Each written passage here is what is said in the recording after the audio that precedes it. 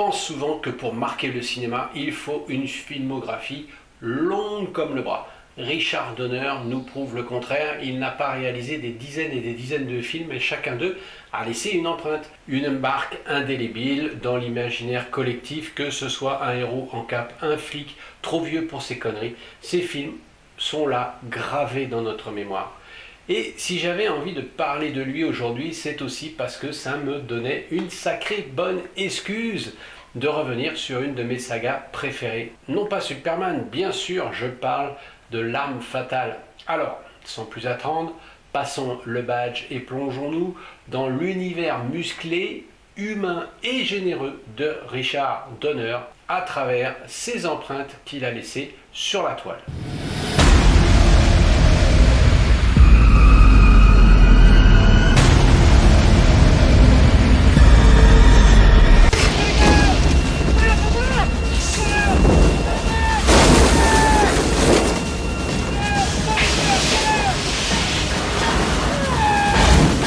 Salut à tous, salut à toutes, je suis heureux de vous retrouver pour parler d'un très grand réalisateur, en tout cas qui a marqué une époque.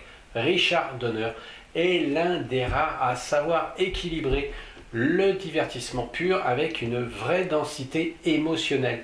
Il ne méprise jamais son public, que ce soit un blockbuster, un body movie. Il y a toujours un cœur humain derrière. Superman n'est pas juste un héros, c'est un homme entre deux mondes. Riggs n'est pas juste un flic fou, c'est un homme brisé.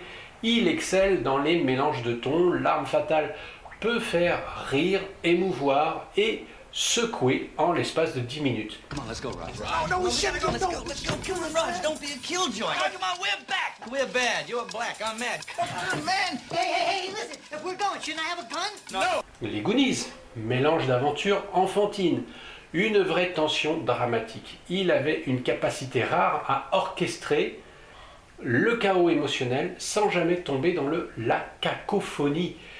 Donner était adoré de ses acteurs. Danny Glover, Mel Gibson, Christopher Reeves, les gamins des Goonies.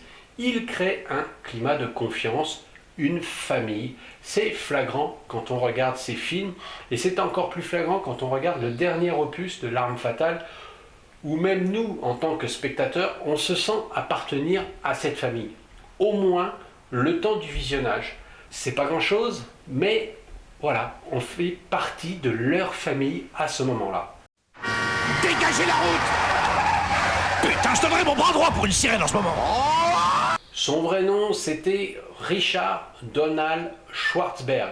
Il est né à New York, dans une famille juive d'origine russe. Sa mère était née sur le sol américain, son père était un immigré qui fabriquait des meubles.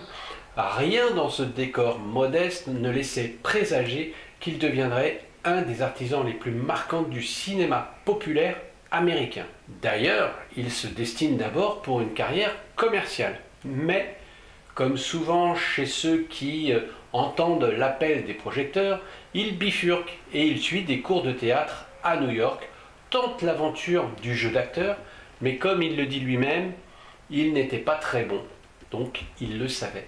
Alors, il change de rive et passe derrière la caméra. Ses plus grands succès, il les obtient à la fin des années 70, au début des années 80, mais c'est en 1958 qu'il fait cap vers Los Angeles.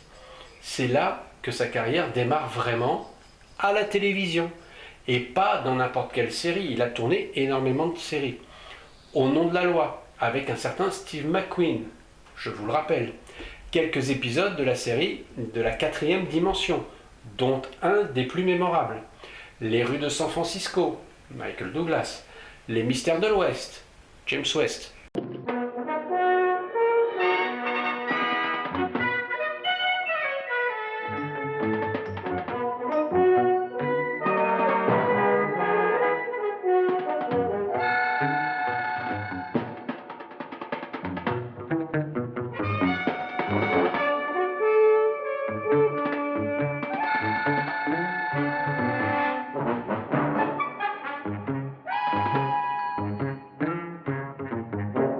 Cannon, Kojak, Pour ceux de ma génération, c'est un peu l'âge d'or de la série télé. Avant même Magnum, K2000, Starsky et Hutch ou même l'agence Touriste, qui rentre plus cela dans ma génération. Il y avait déjà l'empreinte de Donner sur les écrans. Il réalise son premier long métrage en 61, X15 avec Charles Bronson, enchaîne avec un autre film toujours avec Bronson, sorte de Lolita, une romance borderline, mais il faudra bien sûr attendre 1976 pour qu'il frappe un grand coup avec La Malédiction, Gregory Peck, un film d'horreur, un succès incroyable, une mise en scène tendue, précise, efficace, de quoi convaincre les studios de lui confier quelques années plus tard, 2 ans exactement, Superman. Je vous invite à regarder la rétrospective de La Malédiction sur la chaîne On se fait une toile. Damien, it's all for you. Superman, là c'est le jackpot. Le film est un phénomène planétaire. Donner vient de poser les bases du film de super-héros moderne, bien avant que Marvel ou Nolan s'en emparent. Après ce succès immense, tout s'emballe, même si on doit quand même mentionner Lady Hawk en 85, qui est un demi-échec commercial, alors qu'aujourd'hui, il est très certainement considéré comme culte, notamment pour son esthétique moyenâgeuse, et surtout un casting très solide. Je vous rappelle, Roger Hauer, Michel Pfeiffer, Matthew Broderick, éternel Ferris Bueller. Et puis vient rapidement L'Arme Fatale en 87, le body movie absolu, l'alchimie parfaite entre Gibson et Glover, le duo explosif qui va définir tout un genre dans les années 81-90. Un flingue! Roger, tu travailleras avec lui. Avec lui? Oh, j'ai passé l'âge de ces plaisanteries. Ce sont ces années fastes du réalisateur, bien sûr, mais L'Arme Fatale, cette saga, cette association avec Mel Gibson devient un partenariat solide. Ils travailleront ensemble à de nombreuses reprises. Une histoire rigolote, vous en voulez une? Eh bien, c'est à lui que Donner pensait pour incarner Batman, dans la version qui ne verra d'ailleurs jamais le jour, puisque c'est Tim Burton qui réalisera Batman. Et donc c'était quand même assez intéressant de mentionner que Mel Gibson aurait pu jouer le rôle de l'homme chauve-souris, quoi. Arrêtons-nous quand même sur le phénomène art fatal. Aujourd'hui, tout le monde voit ce film comme un film d'action badass, rentré dans la culture pop, mais quand on y regarde bien, quand il est sorti au cinéma, quand moi, en 87, j'étais ado, j'avais 16 ans quand il est sorti au cinéma, eh bien c'est un film qui s'adresse à des adultes. On ne prend pas les gens pour des imbéciles avec ce film.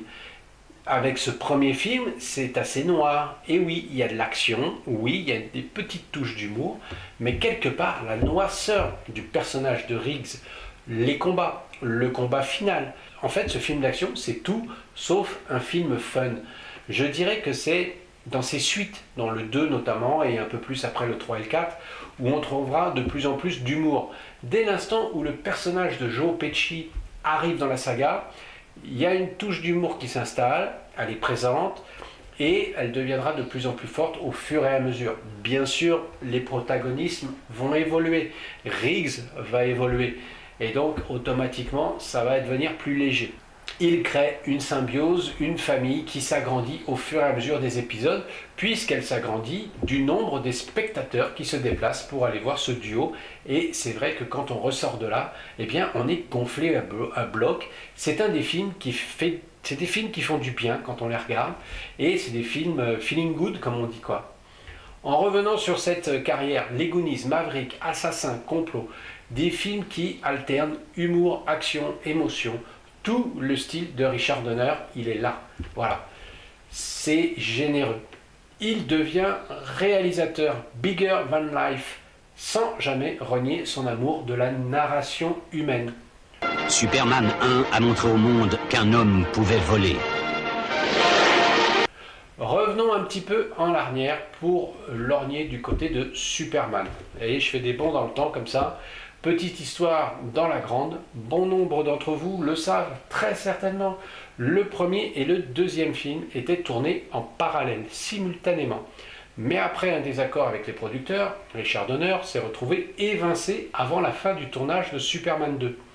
Résultat, 50% seulement des scènes apparaissent dans la version finale, et c'est qu'en 2006, lorsque la Warner lui donnera l'occasion de proposer un Superman 2 à sa manière, le Richard Donner Cut, sa vision originale du film, eh bien c'est une revanche un peu tardive, certes, mais méritée.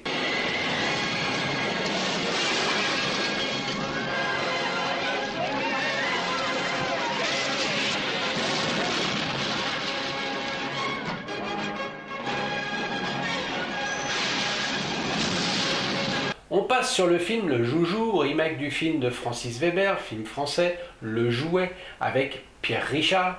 Ici, ce sera Richard Pryor qui prendra le rôle. Et si ce film arrive en France, ce sera directement en VHS. Pourtant, aux États-Unis, outre-Atlantique, il récolte un peu plus de 47 millions de dollars. C'est un petit pactole quand même, c'est pas un bide. Ensuite, on a déjà mentionné Lady Hawk en 84.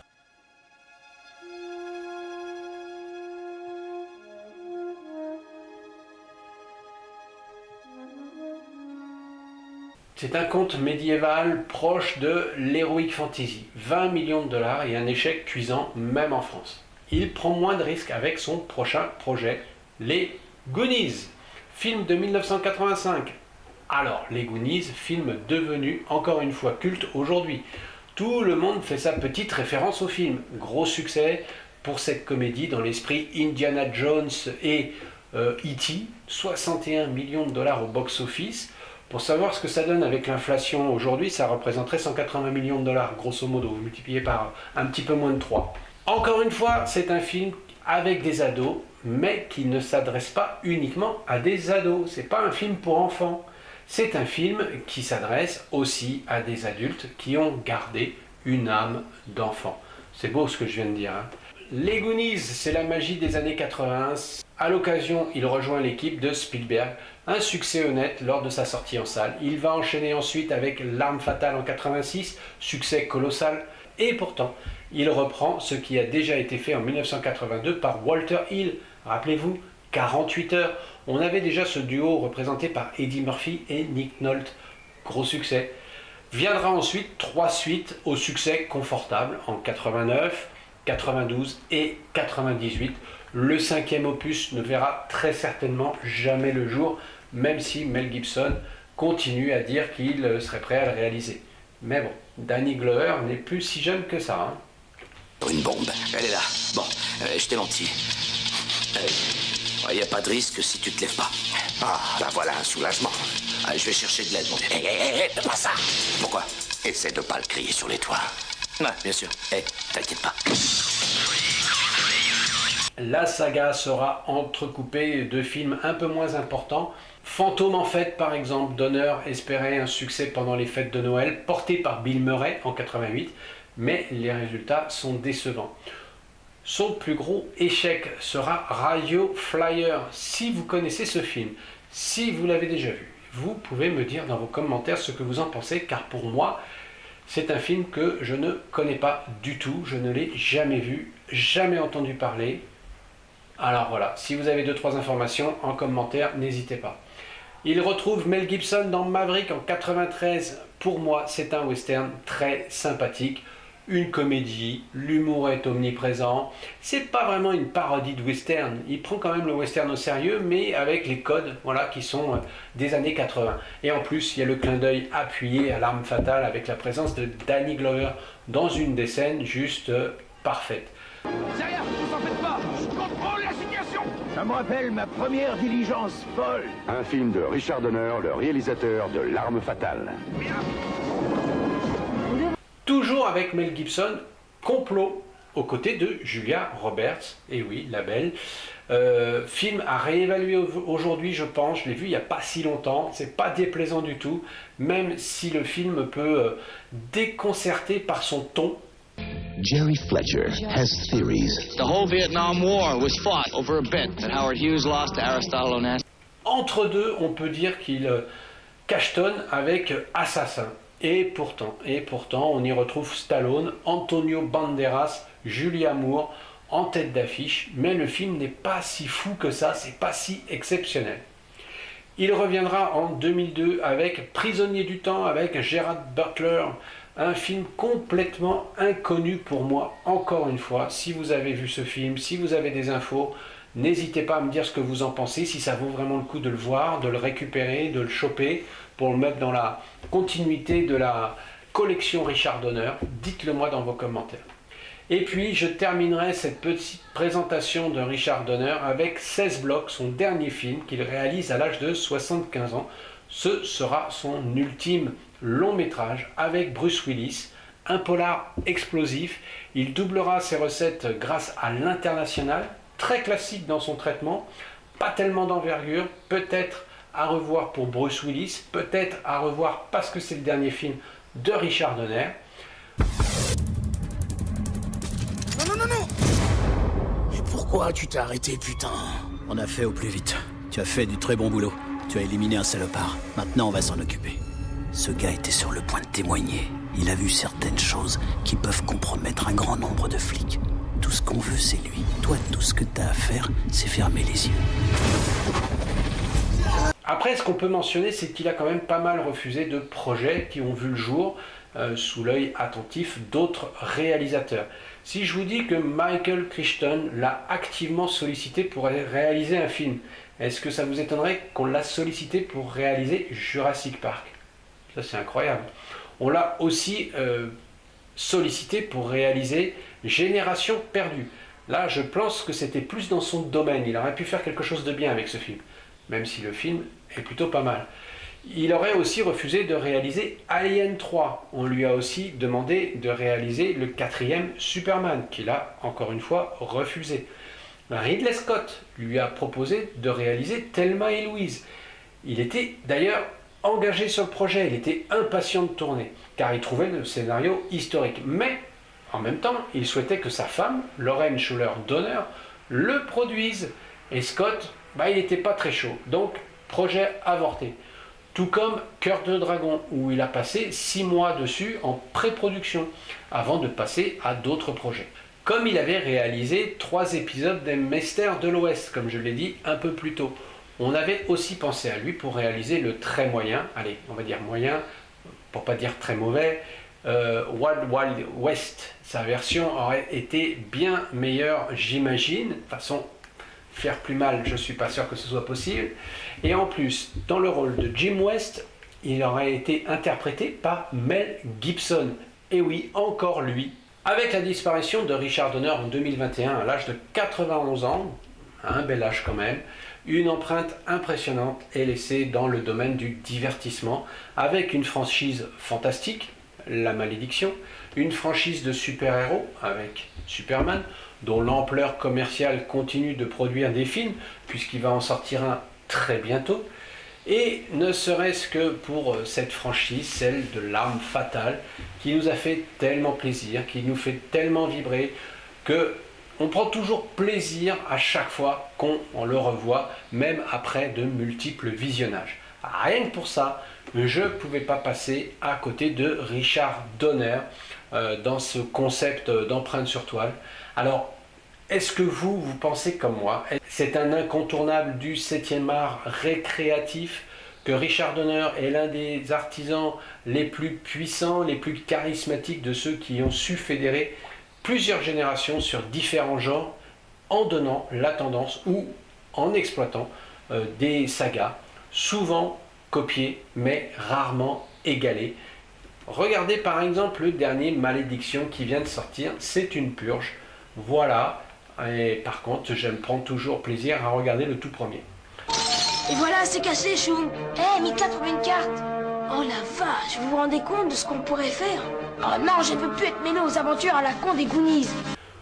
Empreinte sur toile consacrée à Richard Donner touche à sa fin pour aujourd'hui. J'espère que vous avez appris 2-3 petites choses sur ce réalisateur, que vous avez pris plaisir au visionnage. Si c'est le cas, n'oubliez pas de liker la vidéo, de la partager, de poster un petit commentaire et surtout de vous abonner. et d'actionner la petite cloche pour avoir les notifications de la chaîne. Je réfléchis déjà au prochain réalisateur qui sera mis sur la sellette le mois prochain. Si vous avez des suggestions, eh bien n'hésitez pas. En attendant, je vous dis à très bientôt. Portez-vous bien. Bonne toile. Ciao, ciao.